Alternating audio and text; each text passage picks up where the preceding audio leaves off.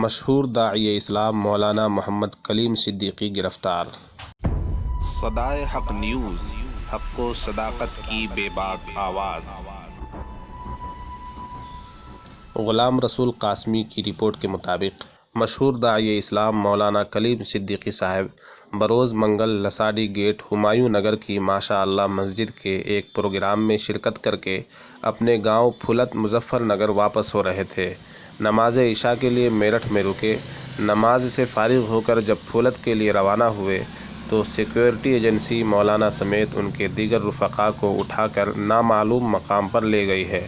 الزام ہے کہ مولانا کی سرگرمیاں مشکوک ہیں، اس لیے انہیں اور دیگر ساتھیوں کو پوچھ گچھ کے لیے نامعلوم مقام پر لے جایا گیا ہے۔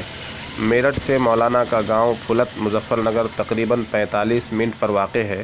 جب 4-5 گھنٹے گزر گئے تو رشتہ دار اور محبین نے فون سے رابطہ کرنے کی کوشش کی تو پتہ چلا کہ تمام ساتھیوں کا فون بند ہے، جس سے پریشانی میں مزید اضافہ ہو گیا۔ پھر لساڈی گیٹ پولیس اسٹیشن پر رشتہ دار اور عوام کا جم غفیر امنڈ آیا۔ تازہ ترین اطلاعات کے مطابق ایجنسی مولانا اور ان کے 4 رفقا کو لے کر لکھنؤ روانہ ہو گئی ہے۔